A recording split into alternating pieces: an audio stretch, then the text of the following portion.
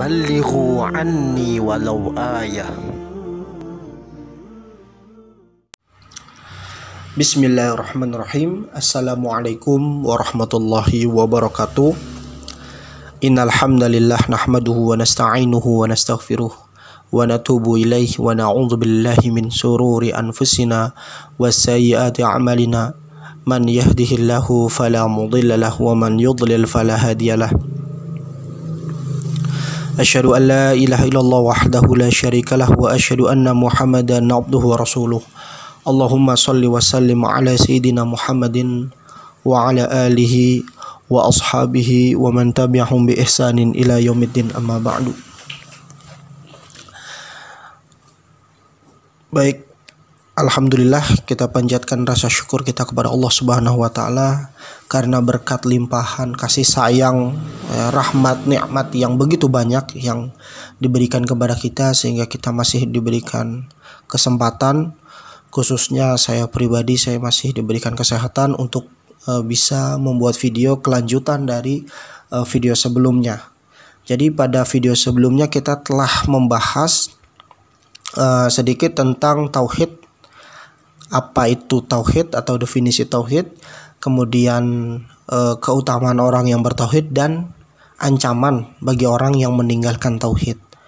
Nah, makanya pada video kali ini kita akan melanjutkannya supaya kita lebih memahami tentang tauhid, ya, bagaimana kita mentauhidkan Allah Subhanahu wa taala. Pada video sebelumnya saya menjelaskan bahwa definisi tauhid adalah menyerahkan segala bentuk ibadah hanya kepada Allah. Menyerahkan segala bentuk ibadah hanya kepada Allah. Ini menunjukkan bahwa ibadah kepada Allah ini bentuknya banyak, ya, bermacam-macam. Jadi jangan batasi ibadah itu hanya berkutat pada rukun Islam, ya, hanya sekedar sholat, kemudian puasa, membayar zakat, haji, hanya sebatas itu, bukan, ya. Jadi ibadah lebih luas cakupannya, karena definisi ibadah adalah ismun jami' likulli ma yuhibbuhullah wa yardahu minal aqwal wal af'al adh-dhahirah wal batinah. Ibadah adalah ismun jami', nama yang universal, likulli ma yuhibbuhullah, untuk segala sesuatu yang dicintai oleh Allah, wa yardahu, dan diridhoi olehnya, minal aqwal, yang mencakup perkataan, wal af'al, dan perbuatan, al-zahirah wal batinah, yang tampak maupun yang tidak tampak, yang batin atau yang dilakukan oleh hati. Jadi cakupan ibadah itu luas untuk segala sesuatu yang dicintai oleh Allah dan diridhoi oleh Allah, baik itu perbuatan atau perkataan, baik itu yang tampak yang dilakukan oleh anggota badan luar maupun yang batin yang dilakukan oleh hati. Nah, di antara ibadah, ya, bentuk ibadah, ada namanya ibadah doa. Jadi perlu teman-teman ketahui bahwa doa atau ad-du'a ini adalah bagian dari ibadah. Doa ini merupakan ibadah yang mana hanya boleh diserahkan kepada Allah Subhanahu wa taala. Dalilnya adalah sabda Nabi SAW, ad-du'a'u mukhul ibadah. Doa adalah intisari dari ibadah. Di riwayat lain Nabi SAW bersabda, ad-du'a'u huwal ibadah. Doa adalah ibadah. Jadi finalnya bahwa doa merupakan ibadah yang mana tidak boleh kita serahkan kepada selain Allah Subhanahu wa taala. Maka dari itu kita nggak boleh yang namanya berdoa kepada jin. Ya, misalnya ada orang mendatangi tempat-tempat keramat, tempat-tempat angker, datang ke goa-goa. Di sana dia meminta, berdoa kepada penghuni goa tersebut. Ada yang minta rezeki, ada yang minta jodoh, ada yang minta kekayaan, ada yang minta kesehatan. Maka yang seperti ini adalah perbuatan menyekutukan Allah Subhanahu wa taala. Karena pada hakikatnya doa hanya diperuntukkan oleh Allah Subhanahu wa taala kepada Allah. Kemudian ada juga orang yang berdoa kepada mayit, kepada orang yang sudah meninggal, dengan mendatangi kuburan-kuburan yang dianggap sebagai kuburan yang keramat, kuburannya misalnya orang soleh, ya. dan dia meminta bukan hanya kepada Allah tapi juga meminta kepada si penghuni kubur tersebut, ya, kepada si mayit. Maka yang seperti ini juga perbuatan menyekutukan Allah. Ya. Lain cerita kalau berdoanya kepada Allah, ya, tapi ini berdoanya kepada si mayit. Dan ini adalah perbuatan menyekutukan Allah Subhanahu wa taala. Kemudian ada lagi orang yang ya berdoa kepada misalnya kepada berhala, ya, kepada pepohonan, batu dan lain sebagainya. Allah taala juga berfirman, ya, di dalam surah Al-Mu'min ayat 60. Allah Ta'ala berfirman, wa qala rabbukum ud'uni astajib lakum innal ladzina yastakbiruna an ibadati sayadkhuluna jahannama dakhirin. Wa qala rabbukum, dan Tuhanmu telah berfirman, ud'uni astajib lakum, berdoalah kepadaku, astajib lakum, niscaya akan aku kabulkan permohonanmu. Innal ladzina yastakbiruna an ibadati, sesungguhnya orang yang menyombongkan diri dari beribadah kepadaku. Ya, jadi pada kalimat sebelumnya dikatakan berdoalah kepadaku, kemudian kalimat selanjutnya sesungguhnya orang yang menyombongkan diri dari beribadah. Ya, jadi doa ini adalah ibadah. Innal ladzina yastakbiruna an ibadati sayadkhuluna jahannama dakhirin. Sesungguhnya orang yang menyombongkan diri dari beribadah kepadaku, dari berdoa kepadaku, maka akan dimasukkan ke dalam neraka jahanam dalam keadaan hina dina. Ya. Jadi fix, ya, bahwa doa adalah ibadah yang hanya boleh kita tujukan kepada Allah Subhanahu wa taala, tidak boleh kepada selain Allah. Kemudian bentuk ibadah yang selanjutnya adalah, ini saya pilih dari yang banyak orang belum ketahui atau yang paling sering orang itu terjatuh kepada kesyirikan di dalamnya, yaitu ibadah khauf atau takut. Nah, perlu teman-teman ketahui di sini bahwa khauf atau takut ini juga bagian dari ibadah. Ya, khauf atau takut juga merupakan bagian ibadah. Sebagaimana firman Allah Subhanahu wa taala di dalam surah Ali Imran ayat 175. Innama dzalikumus syaitanu yukhawwifu awliya'ahu fala takhafuhum wa khafuni in kuntum mu'minin. Kata Allah Subhanahu wa taala, sesungguhnya mereka itu tidak lain hanyalah syaitan yang menakut-nakutimu dengan kawan-kawannya, sekutu-sekutunya. Karena itu janganlah kamu takut kepada mereka, takutlah kepadaku jika kamu benar-benar orang yang beriman. Ya. Jadi pada ayat ini dijelaskan bahwa takut atau khauf merupakan syarat keimanan seseorang. Takut kepada Allah merupakan syarat keimanan seseorang. Hal ini menunjukkan bahwa takut atau khauf ini merupakan ibadah. Nah, mungkin di antara teman-teman masih banyak yang bingung nih.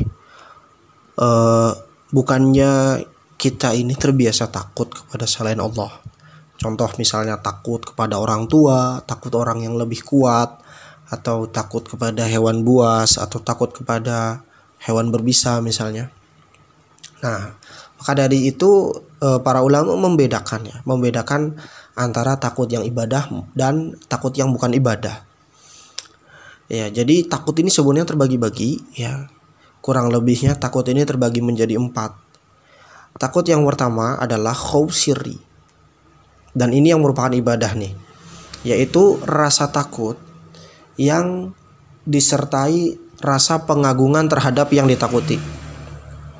Ya, rasa takut disertai rasa pengagungan terhadap yang ditakuti. Kemudian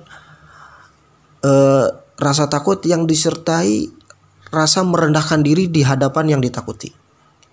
Ya, seperti rasa takut kita kepada Allah lah. Intinya seperti itu. Kemudian memiliki keyakinan bahwa yang ditakuti ini bisa mendatangkan manfaat atau bisa mendatangkan madarat.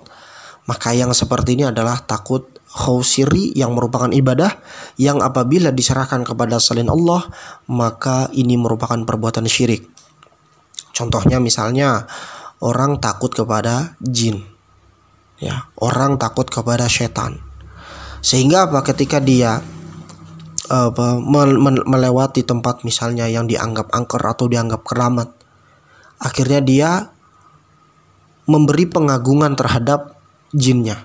Dengan apa? Misalnya dengan permisi, atau ya intinya apalagi sampai berlindung dengan nama penunggu tempat tersebut atau jinnya.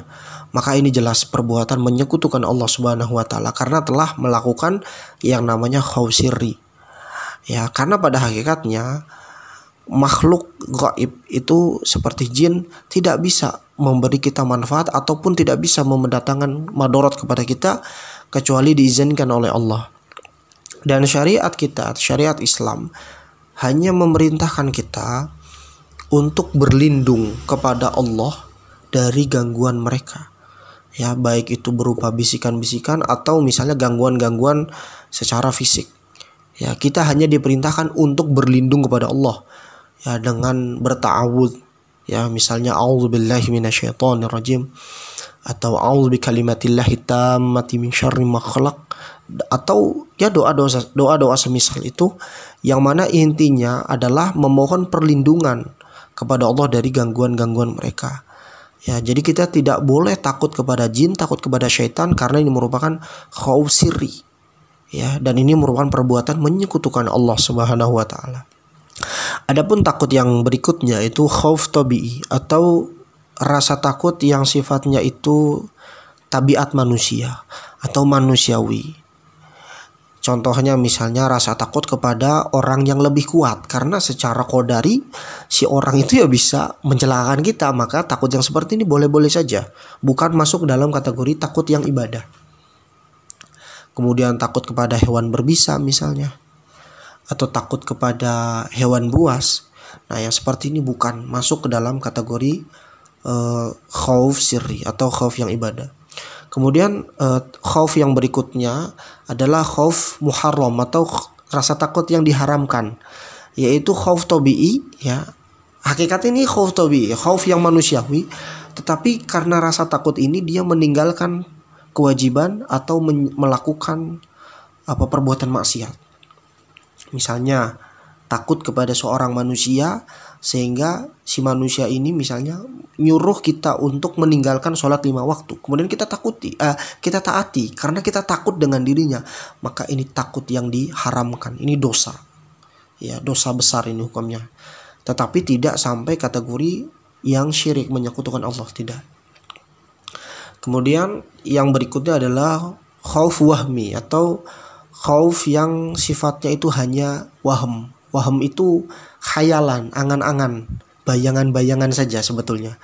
Jadi rasa khauf wahmi ini adalah misalnya orang takut kepada bayangan pohon misalnya, yang mana secara qadari dia tidak bisa mencelakakan kita. Ya, jadi yang seperti ini sebenarnya gak ada yang ditakuti, ini cuma perasaan aja, karena imajinasi dia aja. Ya, ini faktornya banyak, mungkin karena dia suka nonton film-film horor, ya, sehingga banyak dia berimajinasi tentang hal-hal yang seram, sehingga melihat sesuatu yang sebetulnya bukan ancaman pun dianggapnya adalah sebuah ancaman. Nah, yang seperti ini adalah khauf wahmi yang tidak patut dimiliki oleh seorang mukmin. Jadi intinya ibadah-ibadah ini bentuknya banyak, ya. Di antaranya sudah saya sebutkan, yang pertama tadi doa, dan yang kedua tadi khauf. Dan insya Allah pada video selanjutnya kita akan menyebutkan beberapa bentuk ibadah lain, ya. Supaya apa? Supaya kita bisa mengetahui bahwa perbuatan ini ternyata ibadah loh. Dan selama ini ternyata kita nggak sadar, kita juga serahkan ibadah ini kepada selain Allah. Contohnya tadi doa. Selama ini kita misalnya ke tempat-tempat keramat, kita berdoa kepada penunggu tempat tersebut, maka ini perbuatan syirik. Kemudian khauf tadi, ya, selama ini kita nggak tahu, ternyata takut kepada makhluk gaib, kepada jin, ya, dengan keyakinan bahwa dia bisa memberi madarat kepada kita, ini merupakan khauf sirri, ya, dan merupakan perbuatan menyekutukan Allah. Dan orang yang beriman, orang yang bertauhid kepada Allah tidak selayaknya memiliki rasa takut kepada selain Allah Subhanahu wa taala. Saya kira cukup. Subhanakallahumma wa bihamdika asyhadu an la ilaha illa anta astaghfiruka wa atubu ilaik. Assalamualaikum warahmatullahi wabarakatuh.